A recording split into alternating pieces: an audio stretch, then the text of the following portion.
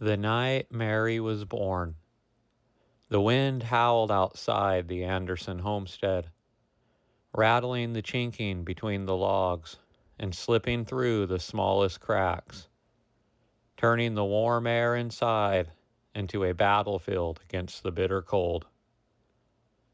The snow piled high against the door, and the distant barn was nearly invisible in the storm. It was the kind of night where nothing living should be born, and yet, inside the small cabin, Ingrid Anderson lay in a bed damp with sweat, fighting to bring her child into the world. The contractions started earlier that morning. They were slow at first and barely noticeable beneath the weight of her daily chores. She had felt them while kneading dough, her hands pressing into the soft, white mass, even as her belly hardened beneath her apron. She had ignored them at first. There was no time to rest, especially in the winter, not when every task was a matter of survival. By afternoon, the pains had grown sharper, stealing her breath, making her pause as she gathered firewood, as she swept the floor, as she stirred the pot over the fire. But still, she said nothing. She had given birth to 3 children already, and she knew this pain. She knew there was no stopping it.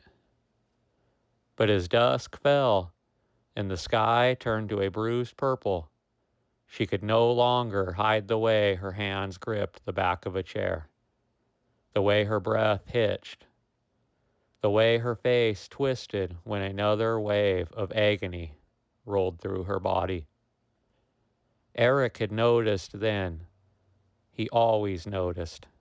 "Ingrid," he said quietly, setting down his knife from where he had been whittling. She shook her head, almost breathless. Not yet. But they both knew it was a lie. He had sent Elise and Henrik to the neighbors about half a mile away, where they could be watched. He had kept Johann, who was only 2 at the time, asleep in his cot. And then, as the wind screamed through the valley, the real pain began. Ingrid laid on their bed, her body slick with sweat despite the cold. The fire crackled, its heat barely reaching the corners of the cabin. But she hardly noticed. Her world had shrunk down to the ache in her bones, the fire in her belly, and the relentless pressure buried down on her. Eric knelt beside her, a damp cloth in his hand, and his face lined with worry. He had seen her through 3 births, had wiped the sweat from her brow, had whispered soft reassurances in Swedish when the pain became too much. But this time, something felt different. Something felt wrong. The contractions were too close together, too strong. Ingrid felt like her body was being torn apart, like something inside of her was breaking. She gritted her teeth, biting back a scream as another wave of agony coursed through her. She was no stranger to pain. She had lived a life of toil, of harsh winters, a life of hunger and loss. But this was something else. "She's coming," Ingrid gasped. Eric gripped her hand. "Hold on." She wanted to. She wanted to believe it would be like before, that the pain would end, that she would hear the first cries of her child, that she would hold a warm, wiggling body against her chest and feel the flood of love that had greeted each of her children before. But fear gripped her heart, because deep down she knew that something was wrong. The final push racked her body, and then relief came. The pressure, the pain, the agony, all of it left her in an instant, leaving her empty, trembling, and gasping for breath. But something was missing. There was no cry.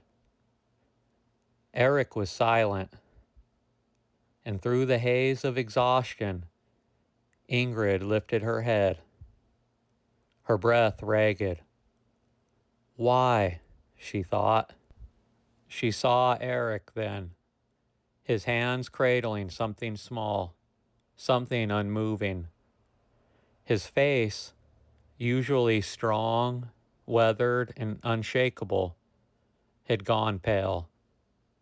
Ingrid, he murmured, his voice barely more than a whisper. She felt her heart stop. No, she shouted. As her arms trembled, she reached out. Eric hesitated. She saw it in his eyes, the desperate hope that he had somehow been mistaken, that life would suddenly spark where there was none. But the tiny body in his arms was limp, the skin a shade too pale, the chest unmoving.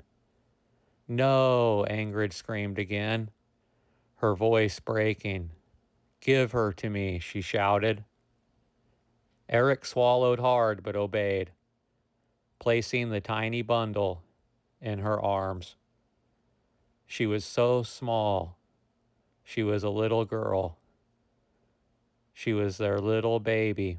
Ingrid pressed her hand against baby Mary's chest, against her fragile ribs, waiting, praying for the faintest movement, the smallest breath, anything.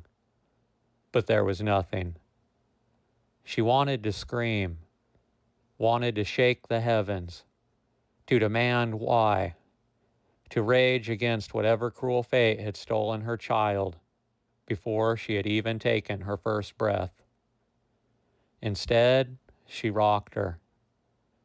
She gathered baby Mary close, her lips brushing against the soft tufts of dark hair on the baby's head.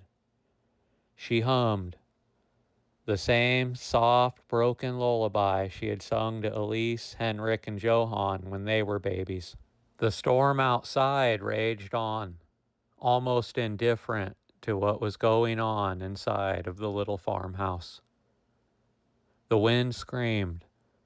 The snow fell in thick, suffocating silence. And Ingrid Anderson, who had survived droughts and fires, hunger and hardship, felt something inside of her break. Eric sat beside her, his face buried in his hands. He was strong. He had always been strong, but now he was shaking. They did not speak for a while. There were no words for this kind of grief.